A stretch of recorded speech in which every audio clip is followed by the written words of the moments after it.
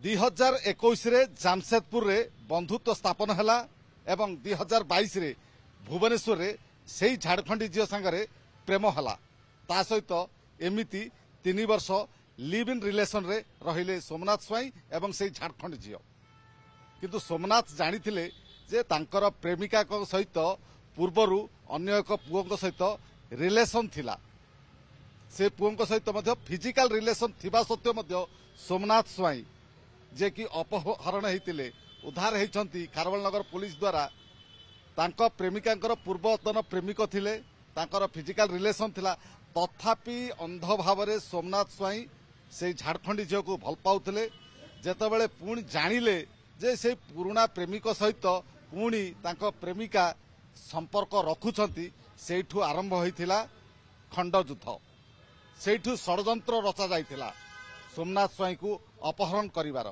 किए अपहरण करथिले केउठी अपहरण हेथिले एवं किमिति उद्धार पाइले एवं जो अपहरण करिक निया हेतला केते टंकार डिमांड करा जाउतला आ केमिति माड मारा जाउतला से संपूर्ण आलोचना करिया पय मो सहित अछंती जे पीड़ित प्रेमिक सोमनाथ स्वाई तांको सहित आलोचना करिया सोमनाथ बाबू आपण जने युवक कोन करंती आपण प्रथम कहले मु आग स्टूडेंट होइका किछि करने बिजनेस डॉग ब्रीडिंग करे एया मोर बापा कोन करन बापा एक्सपायर कर जाने बापा टाटा स्टील एम्प्लॉय थे से जेहेतु कोविड रे एक्सपायर करथिले तो तांकर जो कंपनसेशन रे मते जॉब ऑफर मिलथला जॉब न करियारु जॉब रे कम पैसा पेमेंट मिलता हेले तांकर जो लास्ट पेमेंट थला सेटा मते मो 60 वर्ष जाय सेटा एज अ बिना काम करिकि भी सेटा मते कंपनसेशन मिलुछ तो सेटा मो घर सेटा मोर बिजनेस माने शौक हिसाब रे डॉग लवर तो मु सेटा एज अ पैशन फॉर सेटा मु करे आपण को अपहरण करा जायतिला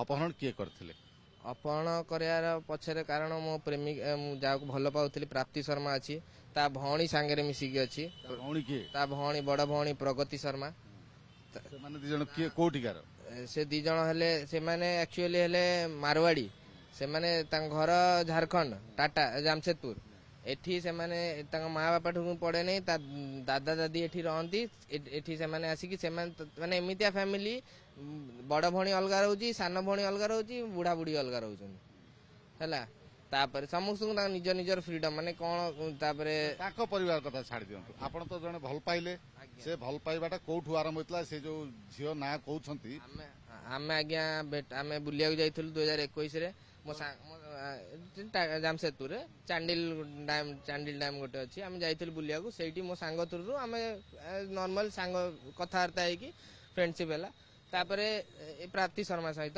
तापरे आम 2021 मसीहा 2021 मसीहा कहीं से सांगसाथी भी है कि पाखे कुकुर था एटा भी गोटे रीजन गोटे डॉग लवर तो ताक पाखरे कुकुर थिला बोले सेठी प्रेमटा प्रेम सेति जस्ट फ्रेंड कि हमने बंधुत्व स्थापन जदि तते किसी ट्रेनिंग रे हेल्प दरकार किसी ये दरकार त मते डिस्कस करि पारे पचारि पारे ए जिंसटा हला तापर से मते माने कहला जेतेले किसी मो सांग ता कहला कि याकु तो काम जेतेले पड़े भुवनेश्वर जाए होटल रहे जदि एंती जदि गोटे 2 दिन पे जीवो रहया किसी से कहला नै किछि नै रूम अछि आ गोटे रूम अछि आराम से मु आसिली सेंती रही मते जेतेले वर्षे परे मु आइली मते काम जेतेले पहिला मु आइली मु कहली मते एंती काम अछि सप्ताह खंडे मोर ये अछि कहला हो किछि असुविधा नै मु मोर आइली मोर रहिली सब हला ता भीतर 2022 रे आइली सेप्टेम्बर मास ता भीतर जामशेदपुर भुवनेश्वर को आइली तापर से तार सेही भीतर हमर जो बसी कि हम जो टाइम स्पेंड कलु सांगे रे जो रहिलु से तार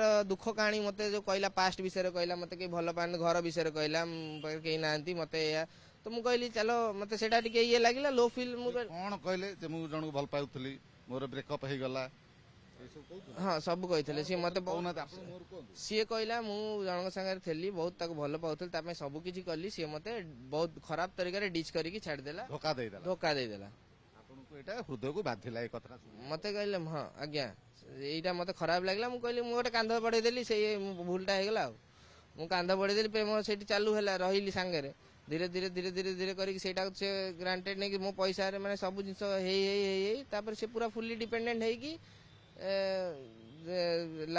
से मु 7-8 मास रही गली मो पाखे पुणी देखिए सुंदर आज्ञा सुंदर सुंदर आज्ञा ହେଲେ ସୁନ୍ଦର ହେଲେ ବି ଆଜ୍ଞା ମୁହଁଟା ତ ସୁନ୍ଦର ହେଇଯାଏ, ମନ ସୁନ୍ଦର ହେଇପାରିବ ନାଇଁ ନା। ନାଇଁ ଆପଣଙ୍କୁ ସିଏ ତ ନିଜେ କହିଲା ଯେ ମୁଁ ଗୋଟେ ଝିଅକୁ ପୁଅକୁ ଭଲ ପାଉଥିଲି, ପୁଅଟା ମତେ ଧୋକା ଦେଲା, ଆପଣ ଟିକେ ସେ କଥାରେ ତରଳି ଗଲେ। ସିଏ ମତେ ଏଇଟା ବି କହିଲା କି ମତେ ସାହାରା ଦରକାର, ତୁ ଯଦି ମୋ ସାଙ୍ଗରେ ରହିବୁ, ତୁ ମତେ ମ୍ୟାଚିଓର ଲାଗିଲୁ, ଇଏ ଲାଗିଲୁ, ମୁଁ ଆଧିରୁ ମାନେ ବାହାରି ପାରିବି, ଓଭରକମ୍ କରିପାରିବି, ତ ସେଇଥିପାଇଁ ସି ନିଡ୍ ମି, ସେଇଟା ବି ସିଏ ନିଜେ କହିଲା। ତାପରେ ମୋ କଥାଟା ଆପଣ ଟିକେ ତରଳି ଗଲେ ଆଉ ତା କାନ୍ଦରେ ତା ହୃଦୟରେ। ଆଜ୍ଞା ଆଜ୍ଞା। ତାପରେ କଣ ହେଲା? ତାପରେ ଏମିତି ଚାଲିଲା ଆମର କଥାବାର୍ତ୍ତା ହେଲା। ତାପରେ ମୁଁ 7-8 ମାସ ପରେ ମୋ ଯେତେବେଳେ ପଇସା ସରିଗଲା ମୁଁ ଟାଟା ପୁଣି ଫେରି ଆଇଲି। ତାପରେ ସେ ଏଇଠି ଥିଲା, କଥାବାର୍ତ୍ତା ଫୋନରେ ହଏ, ମଝିରେ ଇଏ ହଉଥିଲା, ବେଳେ ବେଳେ ମଝିରେ ମୁଁ 1-2 ଦିନ ପାଇଁ ଯଦି ଆଇଲି ବୁଲିକି ଏମିତି ପଳେଇଲି, ଏମିତି ଇଏ ଥିଲା। ତାପରେ ପୁଣି ଏଇ 3 ମାସ ଆଗରୁ ଆଇଲି, ଆସିକି ଜାନୁଆରୀରେ ଆଇଲି, ଆସିକି ପୁଣି ଆସିକି ରହିଲି, ଥେଲି ତା ସାଙ୍ଗରେ, ସବୁ କିଛି ଥିଲା, ଭଲ ଥିଲା। ହେଲେ ମତେ କୋଉଠି ନା କୋଉଠି ଲାଗୁଥିଲା ମାନେ ତାର ଯୋଉ ସାଙ୍ଗରେ ରହିକି ଜାନୁଆରୀରେ ଆଇଲି, ଫେବୃଆରୀରେ ମୋ ସାଙ୍ଗରେ ସେ ଜାମଶେଦପୁର ଗଲା, ଆଉ ଫେବୃଆରୀରେ ହିଁ ଏକ୍ସ ବୟଫ୍ରେଣ୍ଡ ସାଙ୍ଗରେ ମୁଁ ତାର ଫଟୋ ତା ମୋବାଇଲ ପାଇଲି। ଆପଣ ଚିହ୍ନା ପରିଚୟ ହେଲେ ଜାମଶେଦପୁରରେ, ଏଇଠି ସମ୍ପର୍କ ହେଲା, ତମେ ତାକୁ କାନ୍ଧ ଦେଲ, ସହାୟତାର ହାତ ବଢେଇଲ, ତା ସହିତ ଫିଜିକାଲ ରିଲେସନ ରଖିଲେ କି? ଆଜ୍ଞା ଆଜ୍ଞା। ସବୁ ବର୍ଷ ଧରିକି ଫିଜିକାଲ ରିଲେସନ ରଖିଥିଲେ? 3-3.5 ବର୍ଷ, 2022 ରୁ। ମାନେ ବାହା ନ ହେଇକି ସ୍ୱାମୀ ସ୍ତ୍ରୀ ଭାବରେ? ଆଜ୍ଞା ଆଜ୍ଞା। ଆପଣ ଅବିବାହିତ ସ୍ୱାମୀ ସ୍ତ୍ରୀ? ଆପଣ ଆଜ୍ଞା ସ୍ୱାମୀ ସ୍ତ୍ରୀ ହେଲା ନାଇଁ କି? ଆଜ୍ଞା ଆଜ୍ଞା ଆଜ୍ଞା ଆଜ୍ଞା। ତାହେଲେ କେତେ ଟଙ୍କା ଆପଣଙ୍କୁ ଖର୍ଚ୍ଚ? ସିଏ କାହିଁକି ନା ସେଇଟା ମୁଁ କାହାର ମୁଁ ଝିଅକୁ ମାନେ ଏମିତି ୟୁଜ କରିବାକୁ ମୋର ଏମିତି କିଛି ନଥିଲା, ନହେଲେ ମୁଁ ତା ସାଙ୍ଗରେ ମୋର ଏୟା ପର୍ପଜ ଥିଲା ତା ସାଙ୍ଗରେ, ମୁଁ ତାକୁ ଫାଷ୍ଟ ଜିନିଷ ଏଇ ଜିନିଷ କ୍ଲିୟର କଲି ଯେତେବେଳେ ସମ୍ପର୍କରୁ ଚାଲୁ ହବା ଆଗରୁ, ଯଦି ମୁଁ ଆଜିକା ତତେ କମିଟ କରୁଛି କିଛି ରହୁଛି, ତାହେଲେ ମତେ ବାହା ହବାକୁ ପଡିବ। କାହିଁକି ନା ମୁଁ ତୋ ସାଙ୍ଗରେ ରହିକି ପୁଣି ମୁଁ ଆଉ କୁଆଡେ ଗଲେ ମୁଁ ଇଏ କରିପାରିବି ନାଇଁ ନା। ତ ସେଇ ଜିନିଷ ସିଏ ମତେ ଭରସା ଦେଲା କି ନାଇଁ ଠିକ ଦି ଜଣ ବାହା ହେବା ପାଇଁ। ହଁ ସେ ଆଜ୍ଞା। ହେଲେ କହିଲା ମତେ ଟିକେ, ମୁଁ ସେତେବେଳେ ତାର ଏଜ 21 କି 21 ଏମିତି ଥିଲା, କହିଲା ମତେ ଆଉ ଟିକେ ବଡ ଆଉ ଟିକେ ରୁହ, ଏମିତି ଘରେ ବି ଟିକେ ଘରେ ବି ତାଙ୍କର ସମସ୍ତଙ୍କୁ ଜଣା ପଇଲା, ଇଏ ସବୁ କିଛି ହେଲା। ତାପରେ ସମସ୍ତଙ୍କୁ ତାଙ୍କ ଘରେ ବି ଜଣା। ତାପରେ ଏବେ କଣ ହେଲା କି ମୋର ଯେତେବେଳେ ମୁଁ ଫେବୃଆରୀ ମାସରେ ଯେତେବେଳେ ଆମେ ଟାଟା ମୁଁ ଜାମଶେଦପୁର ଯେତେବେଳେ ଗଲି, ତାର ମୋବାଇଲରେ ମୁଁ ଗୋଟେ ଫଟୋ ଦେଖିଲି ତା ଏକ୍ସ ବୟଫ୍ରେଣ୍ଡ ସାଙ୍ଗରେ, ଯୋଉଠାରେ ସେ କିସ୍ କରିଥିଲା। ସିଏ ଝିଅ କରିନଥିଲା, ପୁଅଟା କରିଥିଲା, ପୁଅ କରିଥିଲା। ହେଲେ ଝିଅ ନିଜ ହାତରେ ଫଟୋ ଉଠା। ଆପଣଙ୍କର ପ୍ରେମିକା ସିଏ ମତେ ଧୋକା ଦେଲା, ମୋ ପିଠି ପିଛରେ ମାନେ ଛୁରୀ ଭୁକିଲା। ଆପଣଙ୍କ ପ୍ରେମିକା ତାର ପୁରୁଣା ପ୍ରେମିକ ଭେଟ ହେଲା, କିସ୍ ଦିଆ ନିଆ ହେଲେ, ଗାଲେରେ। ମାନେ ମୁଁ ଯୋଉଟା ଫଟୋରେ ଦେଖିଲି, ଆଗକୁ କିଛି ବି ହେଇପାରେ ସେଇଟା ତ ସନ୍ଦେହ ତ। ଆଜ୍ଞା ଆଜ୍ଞା ଆଜ୍ଞା। ଫଟୋ କଥା ପଚାରିଥିବେ? ଆଜ୍ଞା ପଚାରିଲେ, କହିଲା ସେ ଫୋର୍ସ କେହି ତତେ ଫୋର୍ସ କରିଦବ ଆଉ ତୁ ଏମିତି ହେଇଯିବୁ। ନାଇଁ ନାଇଁ, ସିଏ ଓଲଟା ଫୋଲଟା କରିବ, ତମାସା ନାଖଡା ନଟଙ୍ଗି ଫଟଙ୍ଗି କରିବ, ଆଉ ଏସବୁ ଭଲ କଥା ନୁହଁ, ମୋର ସବୁବେଳେ ଇଜ୍ଜତ ଯିବ। ମୁଁ କହିଲି କେହି ତତେ ଫୋର୍ସ ପ୍ରେସରାଇଜ ଯଦି କରିବେ ତୁ କିଛି ବି କରିନବୁ। ତାପରେ ଆପଣଙ୍କ ପ୍ରେମିକାର ପୂର୍ବତନ ପ୍ରେମିକ ସହ ଦେଖିଲେ ଆପଣ? ଆଜ୍ଞା। ମୁଁ ତା ସାଙ୍ଗରେ ଯେତେବେଳେ ଏ କଥା ଯେତେବେଳେ 3 ଦିନ ପରଦିନ ଯେତେବେଳେ କହିଲି ତାକୁ, ଏ କଥାଟା ଡାଇରେକ୍ଟ କହିଲି, ମୁଁ ଏଇ ରିଜନ ତ ଲୟାଲିଟି ଉପରେ ମତେ ପୁରା ଟୋଟାଲି ନାହିଁ। ଆଉ ଯେତିକି ମୁଁ ଉମିଦ କରିଥିଲି କି ତୁ ଆଜି ନହେଲେ କାଲି ତତେ ସେଟା ଫିଲ୍ ହବ, ତୁ ନିଜେ ରିଏଲାଇଜ କରିକି ଚାଲ, ତତେ ମୌକା ଦିଆଯାଉଥିଲା, ହେଲେ ସେଟା ପାର ହେଇଯାଇଥିଲା, ଅତିର ସେ ଲିମିଟ ଟା ପୁରା ତୁ ଇଏ କରିଦେଲୁ। ଏଇ କଥା ଆପଣଙ୍କ ପ୍ରେମିକାକୁ ଆପଣ କହିଦେଲି ତୁ ମତେ ଧୋକା ଦେଲୁ, ତୋ ସହିତ ମୋର ରହିବାର ନାହିଁ। ତାପରେ ସେ କଣ କଲେ? ତାପରେ ସିଏ ଟିକେ ମୋ ସାଙ୍ଗେ ଝଗଡା ଝଗଡି ହେଲା। ଆମେ ଝଗଡା ଝଗଡି ହେଲା ପରେ ତା ମା ତା ଭାଇ ଆଇଲେ, ତା ସାନ ଭାଇ ସେ ଆଇଲେ। ତା ମା ପଚାରିଲା କଣ ହେଇଛି, ମୁଁ କହିଲି ଏମିତି ଏମିତିଆ କଥା, ମୁଁ ଧକ୍କା ଧୁକି ହେଇଛି, ସିଏ ବି 2 ଜଣଙ୍କୁ ଝଗଡା ହେଇଛି, ଏଇଥିପାଇଁ ହେଲା, କଣ ପାଇଁ ହେଲା ସବୁ କହିଲି। ସେତେବେଳେ ତା ନାତୁଣୀ କହିଲା କି ତୁ ତାକୁ କାଇଁ ଓଲଟା ଫୋଲଟା କହୁଛୁ, ସେ ଯଦି ରାଗି, ସେ ଯଦି ଚୁପ ହେଇକି ସାଇଡରେ ଯାଉଛି, ତାକୁ ଛାଡି ଦଉନୁ। ତୁ ତାକୁ ଜବରଦସ୍ତି ତାକୁ କେଁ ହେଇକି କହିବୁ, ସେ କଣ ମାନେ ଜବରଦସ୍ତି ତା ମୁହଁରେ ତୁ ଶୁଣିବା ପ୍ରୋଭୋକ କରୁଥିଲା। ସେଇ ଜିନିଷଟା ହେଲା। ତାପରେ ତା ମା, ତାପରେ କଣ ହେଲା, ତା ଭଉଣୀ ପ୍ରଗତି ଶର୍ମା ଆଉ ତା ବୟଫ୍ରେଣ୍ଡ ଆକାଶ ପରିଡା, ଏମାନେ ଆଇଲେ ଘରକୁ। ଆପଣଙ୍କ ପ୍ରେମିକାର ବଡ ଭଉଣୀ ସିଏ ବି ବିବାହିତ? ନା ଆଜ୍ଞା, ନା, ସେ ଅନ୍ୟ ଗୋଟେ ବୟଫ୍ରେଣ୍ଡ। ଆଜ୍ଞା ଆଜ୍ଞା। ସିଏ ତା କ୍ୟାରେକ୍ଟର ବହୁତ ଖରାପ ଆଜ୍ଞା। ଆପଣ କେମିତି ଜାଣିଲେ ତା କ୍ୟାରେକ୍ଟର? ନିଜେ କହିଛି ସବୁ। ଏଇ ପ୍ରାପ୍ତି ମୋ ଗାର୍ଲଫ୍ରେଣ୍ଡ ଯିଏ ଥିଲା ସେଇ ସବୁ ଜିନିଷ କହିଛି। ତା ତା ତା ଭଉଣୀ ବିଷୟରେ କହିଛି, ପ୍ରଗତି ଶର୍ମା ବିଷୟରେ କହିଛି, ତା ମା ବାପା ବିଷୟରେ କହିଛି। ମା ବାପା ନାଁରେ ତ ଏବେ କେସ୍ ଦେଇକି ଆଇଛି ଜାମଶେଦପୁରରେ, ଜାନୁଆରୀ ମାସରେ କରିକି ଆଇଛି କି ଏମାନେ ମତେ ମିସ୍ ଟର୍ଚର କରି ମତେ ଓଲଟା ଫୁଲଟା କଥା। ଆପଣଙ୍କ ପ୍ରେମିକା ସହିତ ଝଗଡା ହେଲା ଏଇ ଯୋଉ ପୂର୍ବତନ ବୟଫ୍ରେଣ୍ଡ କୁ ଦେଖିକି? ମୋର ମୋର ଏଇଥିପାଇଁ ମତେ ଖରାପ ଲାଗିଲା, ବୟଫ୍ରେଣ୍ଡ ମୁଁ ତତେ ଏତେ ଟ୍ରଷ୍ଟ କଲି, ଏତେ ଜାଗାରେ ତୋ ଜାଗାରେ ଷ୍ଟାଣ୍ଡ ନେଲି, ତ ବୁଝିଲି। ଠିଆ ହେଲି। ଅପହରଣ କୋଉଠି ହେଲେ? ଅପହରଣ ମୁଁ ଭୁବନେଶ୍ୱର ହେଲି, ଆମ ରୁମ ରୁ ହେଲି, ଘରୁ କଣ ଠିକ ଆସିକି ନେଲା? ତା ବୟଫ୍ରେଣ୍ଡ ଆଗ ଆସିକି ମତେ ମାଇଲା, ତା ବଡ ଭଉଣୀର ପ୍ରଗତି ଶର୍ମାର ତା ବଡ ଭଉଣୀର ବୟଫ୍ରେଣ୍ଡ ଆସିକି ଆଗ ମତେ ମାଇଲା କି ତୁ ତା ଉପରେ ହାତ କାହିଁ ଉଠେଇଲୁ, ଇଏ କାହିଁ କଲୁ। ସେ ମାଇଲା ପରେ ମୁଁ କହିଲି ହଉ ଠିକ ଅଛି, ମୁଁ ହାତ ଉଠେଇଛି, ଝିଅ ପିଲା ଠିକ ଅଛି, ମୋ ପର ଛୁଆ ଉପରେ ହାତ ଉଠେଇବା କଥା ନୁହଁ। ସେ ମାଡ଼ ଖାଇଲେ, ମୁଁ ଭୁଲ ଯାଇଛି, ମାଡ଼ ଖାଇଲି, ସେଟା ଆକ୍ସେପ୍ଟ କଲି। ତାପରେ ମୁଁ କହିଲି ମତେ ଖାଲି ରାତି ଯାଏଁ ଏଇଠି ରହିବାକୁ ଦିଅ, କୁକୁର ଅଛି ମୋ ସାଙ୍ଗରେ, ମୁଁ କୁଆଡେ ରାତାରାତି କୁଆଡେ ଯିବି, ମୁଁ ଏକଲା ଥିଲା ମୁଁ ଚାଲି ଯାଇଥାନ୍ତି, ବସ୍ ଷ୍ଟାଣ୍ଡ ଧରିକି ମୁଁ ଚାଲି ଯାଇଥାନ୍ତି। କୁକୁର ପାଇଁ ତ ମତେ ରିଜର୍ଭେସନ ଫାର୍ଷ୍ଟ କ୍ଲାସ କରିବାକୁ ପଡିବ, ତ ସେଇ ରିଜନ ପାଇଁ ସେ କହିଲା ଆଚ୍ଛା ଠିକ ଅଛି। ତାପରେ ଟିକେ ଡେରି ସମୟ ପରେ ଆକାଶ କଣ କଲା, ତାର 4ଟା ସାଙ୍ଗକୁ ଡାକିଲା, ସେମାନେ ମତେ ଆସିକି ଘରୁ ଆସିଲେ, ଘରୁ ଆସିକି ସିଧା କବାଟ ଖୋଲିଲା ଆକାଶ, ମତେ ସିଧା ଧଇଲେ, କହିଲେ ଚାଲ, ଧରିକି ଠେଲିକି ସିଧା ତଳକୁ ନେଇକି କାର ଭିତରେ ପୁରେଇଲେ, ନେଇକି ସିଧା କହିଲେ ବାଟରେ ମତେ କହିଲେ ପଇସା ଦବୁ ଯଦି କହ, ପଇସା ଦେଇଦେ। ପଇସା ଡିମାଣ୍ଡ କଲେ? ଆଗ ମତେ 5 ଲକ୍ଷ ଟଙ୍କା କହିଲେ, ବାଟରୁ ଯାଉ କହିଲେ 5 ଲକ୍ଷ ଟଙ୍କା ଅଇକା ଦେଇଦେ, ମୁଁ ଅଇକା ତତେ ଛାଡିଦବୁ, ଝୁଅ ତୋ ନା ଉପରେ କେସ୍ କରିବାକୁ ଚାହୁଁଛି। ମୁଁ କହିଲି ଝୁଅ ମତେ ଗୋଟେ କଥା କହିଲା, ଝୁଅକୁ ଯେତେବେଳେ ଆମର ଇଏ ହେଲା କଡାରେ, ମୋର ତାର ଆଖି ଟିକେ ବାଜିଗଲା ଯେମିତି ମୁଁ ତାକୁ କହିଲି ଫୁଲି ଯାଇଛି, ଚାଲ ଡାକ୍ତର କତିକି ଚାଲେ। ମୁଁ ଯେତେବେଳେ ଡାକ୍ତର କତିକି କହିଲି, ସେ କହିଲା ନାଇଁ, ଡାକ୍ତର କତିକି ଗଲେ କାଳେ କି ମରାପିଟିର 5 ଲକ୍ଷ ହଁ, ସେ ସେତେବେଳେ ଏ କଥା କହୁଛି, ଆଉ ଏପଟେ ଅଲଗା 5 ଲକ୍ଷ ମାଗିଲା। ମୁଁ କହିଲି ମୋ ପାଖରେ ନାହିଁ, ମୁଁ ଦେଇପାରିବିନି, ତାକୁ ମାରିବାର ଅଛି ମାରିଦିଅ, ମୋ ପାଖରେ ନାହିଁ, ଯୋଉଟା ସତ କଥା କହୁଛି ନାହିଁ।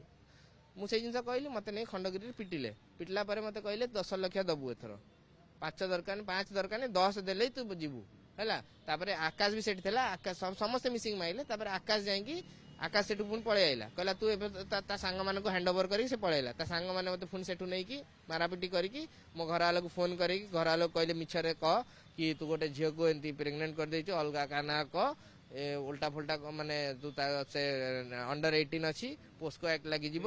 ତମକୁ ନେଇକି ଗଲେ, କାରରେ ଉଠେଇକି ନେଇଗଲେ ବ୍ରହ୍ମପୁର ଆଡକୁ, ଆଜ୍ଞା ଗୋପାଳପୁର ଆଗ ରାତାରେ ଖାଲି ରୋଡରେ ଗାଡି ଚାଲିଥିଲା, କୋଉଠି ରୋକୁନାହାନ୍ତି, ଗାଡି ଚାଲିଛି। ଗୋପାଳପୁର ନେଇକି ଗଲେ, ଗୋପାଳପୁର ବ୍ରହ୍ମପୁର ପୁଣି ନୟାଗଡ଼ ଆଡକୁ ଯାଉଥିଲୁ। ସେଠୁ ପୁଣି କୋଉ ଗୋଟେ ଘାଟି, ମତେ ନାଁ ମନେ ପଡୁନି, ସେଠୁ ଆମେ ପୁଣି ଗାଡି କୁଲେଣ୍ଟ ତାର ଖରାପ ହେଇଗଲା ବୋଲି ଗାଡିଟା ପୁଣି ସେ କହିଲେ ଆଗକୁ ଯାଇହବନି, ଗାଡିଟା ପଛକୁ ପୁଣି ଭୁବନେଶ୍ୱର ଆମେ ଖୋର୍ଦ୍ଧା ରିଟର୍ନ ହବା କାରଣ ତାଙ୍କୁ ଆଉ ଗୋଟେ ସେମାନଙ୍କ ଗ୍ରୁପକୁ ଗୋଟେ ଅଫର ମିଳିଥିଲା 3 ଲକ୍ଷ ଟଙ୍କାର, ଆଉ ଗୋଟେ କୋଉଠି ସ୍କିମ୍ ହେଇଥାନ୍ତା, ଯାହା କଥା ହେଇଥିଲା ମୁଁ ଶୁଣିଛି। କୋଉ ଭୁବନେଶ୍ୱର କୋଉ ପାର୍ଟି ଥିଲେ, ସେମାନେ ଯାଉଥିଲେ କୁଆଡେ ପୁରୀ ଯାଉଥିଲେ, ଯିବାର ଥିଲା, ପ୍ଲାନିଂ ଥିଲା। ତାଙ୍କ ସାଙ୍ଗରେ 3ଟା ପିଲା ଆଙ୍କର ଥିବେ, କାରରେ ଯିବେ, ବା ସେମାନେ 3ଟା ପିଲା ଆଙ୍କୁ ଲୋକେସନ ଦେଇଥାନ୍ତେ। ଇଏ ତାପରେ ସେମାନଙ୍କୁ ବି ଇଏ ମାନେ ମାରିଥାନ୍ତେ ନାକୁ ଖାଲି ଦେଖେଇବା ପାଇଁ, ବାକି ଏମାନଠୁ ପଇସା ହଡପି, ଏମିତିଆ ତାଙ୍କର ପ୍ଲାନ। ସେଇ ମୋଟିଭରେ ସେମାନେ ସେଠୁ ଗୋପାଳପୁର ହେଇକି ମାନେ ଏପଟକୁ ପୁଣି ରିଟର୍ନ ଖୋର୍ଦ୍ଧା ଆଡକୁ ଆଇଲେ। ତା ମଝିରେ ମୋ ଭଉଣୀ ଭୁବନେଶ୍ୱର ପହଞ୍ଚିଗଲା ପଇସା ନେଇକି। ସେ ପହଞ୍ଚିକି ତାଙ୍କୁ ସମ୍ପର୍କ କରେ। ଆପଣ କେମିତି ଘରକୁ ଯୋଗାଯୋଗ କଲେ? ମୋରି ଫୋନରୁ ସେ ମତେ, ମୋ ଫୋନ ପର୍ସ ତାଙ୍କ ପାଖରେ ଥିଲା, ମୋ ଫୋନ ଅଫ୍ କରିକି ରଖୁଥିଲେ, ଅନ୍ କରିକି ମତେ ଖାଲି କଥା କରଉଥିଲେ, ତାପରେ ପୁଣି ବନ୍ଦ।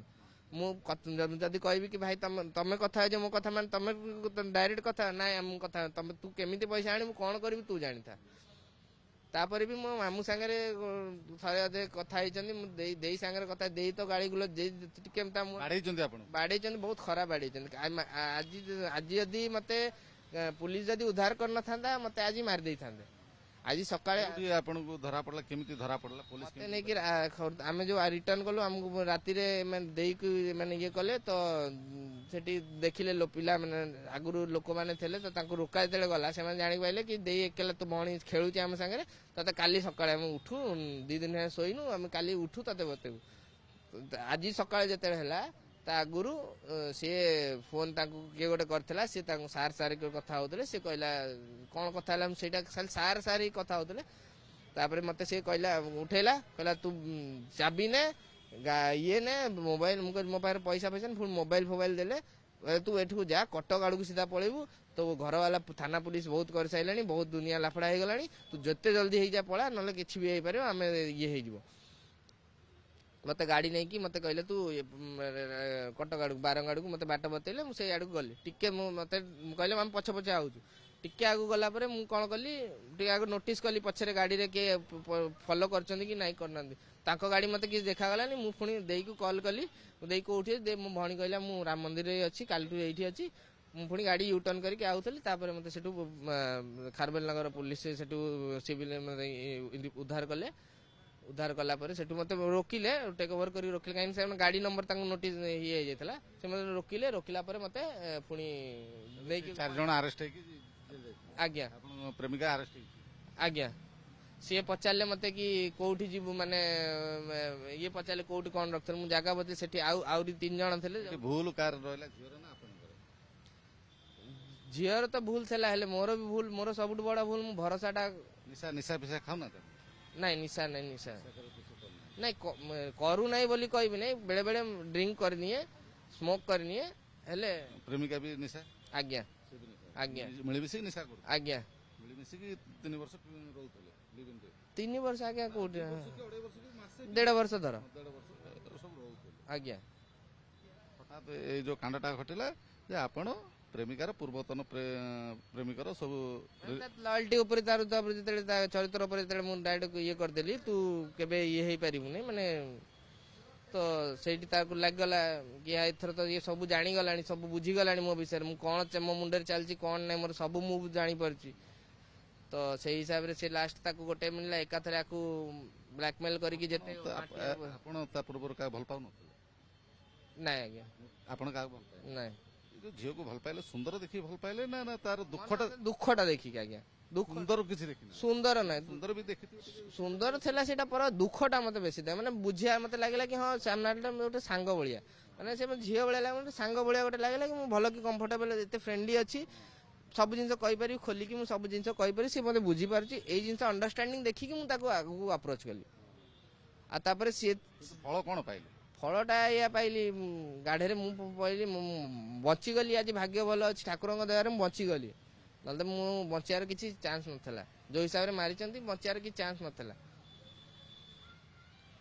କଣ ଚାହୁଁଛନ୍ତି ଏବେ ନ୍ୟାୟ ମିଳିବ ଆପଣଙ୍କୁ ଚାହୁଁଛି ମୁଁ ତାଙ୍କୁ ଯେତେ ସଜା ଯେତେ ମାନେ ଏମିତିଆ ହେଇଯାଉ ଏମିତିଆ ସଜା ମିଳୁ ଏମିତିଆ ତାଙ୍କୁ ଇଏ ହଉ କି ତାଙ୍କୁ ଦେଖିକି ଆଉ କେହି ବି ଏମିତିଆ ଭୁଲ କରିବେନି ଏଇ ଶିକ୍ଷାଟା ମୁଁ ଖାଲି କହିବାକୁ ଚାହୁଁଛି ଶୁଣୁଥିଲେ ଜଣେ ଅପହୃତ ପ୍ରେମିକର ଦୁଃଖଭରା କାହାଣୀ କେମିତି ଜଣେ ଅନ୍ଧ ଭାବରେ ଜଣେ ଯୁବତୀକୁ ଭଲ ପାଇଲେ ଏବଂ ସେ ଯେଉଁ ଯୁବତୀଙ୍କର ପୂର୍ବରୁ ଗୋଟେ ପ୍ରେମିକ ସହିତ ସମ୍ପର୍କ ଥିବା ଜାଣିବା ସତ୍ତ୍ୱେ ମଧ୍ୟ ଭଲ ପାଉଥିଲେ ଏବଂ ଭଲ ପାଇବା ପରେ ତାକୁ ଏଭଳି ଧୋକା ଦେଇଥିଲେ ଆପଣ ବି ଯଦି ଭଲ ପାଉଛନ୍ତି ସତର୍କତା ସହିତ ଅବଲମ୍ବନ କରିବେ ନହେଲେ ଆପଣ ମଧ୍ୟ ଏମିତି କୌଣସି ପ୍ରେମିକାର ପ୍ରେମରେ ଫସିଯାଇ ନିଜେ ମଧ୍ୟ କୌଣସି ଦୁର୍ଘଟଣାର ସମ୍ମୁଖୀନ ହୋଇପାରନ୍ତି ଭୁବନେଶ୍ୱରରୁ କ୍ୟାମେରା ପର୍ସନ ସନ୍ତୋଷ ନାୟକଙ୍କ ସହ ନିରଞ୍ଜନ ରେଡ୍ଡି OTV।